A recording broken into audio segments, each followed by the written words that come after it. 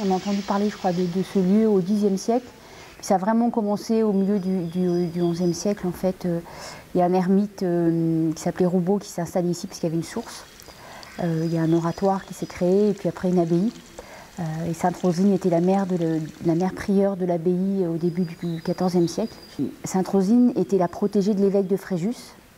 Et donc c'est l'évêque de Fréjus au XIVe siècle qui a créé le vignoble du château Sainte Rosine avant de devenir pape en Avignon. Donc c'est un vieux domaine puisqu'on a plus de 7 siècles de cultivation de la vigne. Et l'intérêt de ce domaine, enfin l'importance, c'est cette fameuse source en fait, qui existe encore aujourd'hui et donc qui nous permet de produire tous les 400 000 bouteilles chaque année.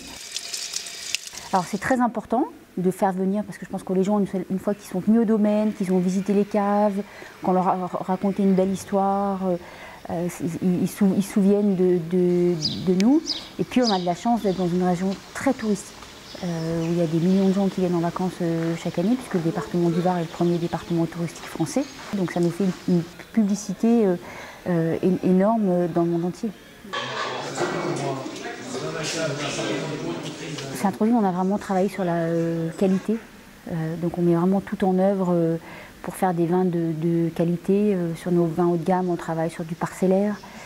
Il y a des cépages comme le Mourvèdre, nous qu'on utilise beaucoup dans nos cuvées haut de gamme, qui est un cépage qui a de la structure, qui est un cépage qui se garde.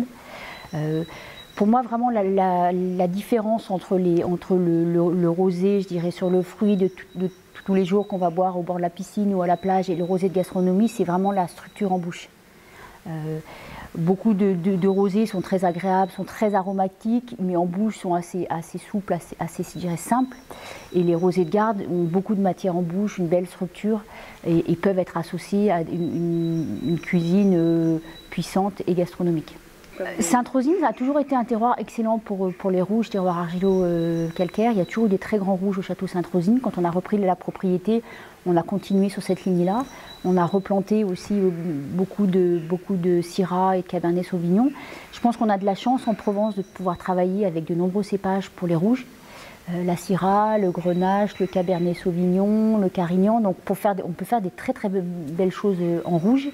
Et donc aujourd'hui, on fait que 55% de rosé, 30 de rouge et 15 de blanc. C'est complètement à l'inverse de l'appellation parce que la plupart des producteurs font plutôt 90% de rosé. Mais je crois qu'on a la chance de pouvoir utiliser des cépages intéressants. Et il y a de quoi faire des très grands blancs et des très grands rouges.